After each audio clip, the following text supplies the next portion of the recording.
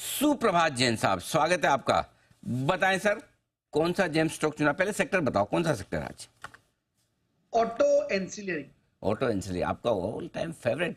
बताएं सर, कौन यस, सा शेयर है? All time favourite. और हमारे हम्म, वागले जी ने, संदीप वागले जी ने दिया था भी ऑटो एंसिलरी, तो मैंने देखा कि संदीप जैन को भी ऑटो एंसिलरी दे देना चाहिए। आपने कब दिया? भारत वागले जी ने अभी भारत फोर्ज दिया था। अच्छा वो, ओके ओके, भारत फौज, राइट राइट राइट। आप यस, बताएं सर। Yes sir.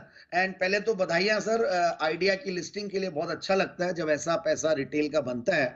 और इस आइडिया को हमने बहुत अच्छे से समझाया कि एक अच्छी आइडिया है ये, और लोगों का 18-20% का रिटर्न बन रहा है। दैट्स अमेजिंग या। एंड आई थिंक ये लॉन्ग टर्म के लिए कुछ नया ही कुछ करने वाला, हालांकि मैं बहुत कम बात करता हूँ इसके ऊपर, और जैन साहब के जेम्स के दौरान कर रहा हूँ, तो वाकई में बहुत अच्छी लिस्टिंग है ये या। बिल्कुल। तो बढ़िया एक्शन दिख ही रहा है और डेज हाई पर भी है वोडाफोन आइडिया। बताएं जैन साहब, आज कौन सा जेम स्टॉक लेकर आए?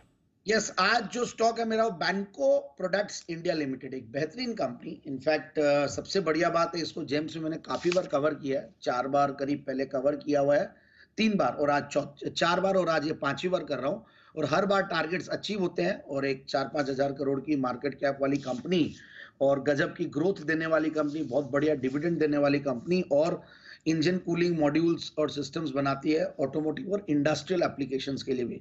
तो ये एक बहुत इंपॉर्टेंट चीज होती है कि आप ऑटोमोटिव के साथ इंडस्ट्रियल सेक्टर को भी कैटर करते हो, और इंडस्ट्रियल्स बहुत बढ़िया कर ही रहे हैं। तो मुझे संभाव एक इसकी मार्केट में जो पोजीशन है, मार्केट शेयर है, वो बहुत बढ़िया है।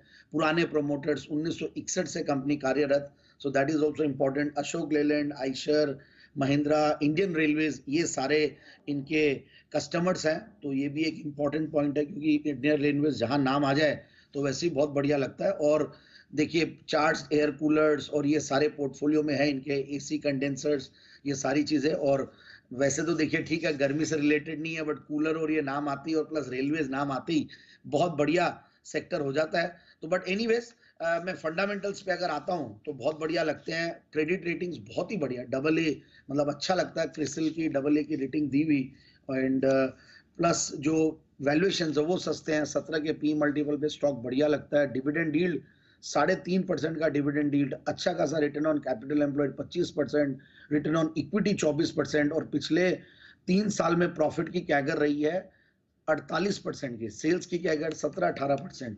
तो ये सारी चीजें, और क्वार्टरली रिजल्ट्स भी बढ़िया दे ही रहे हैं, कंपनी का कोई दिक्कत ही नहीं है।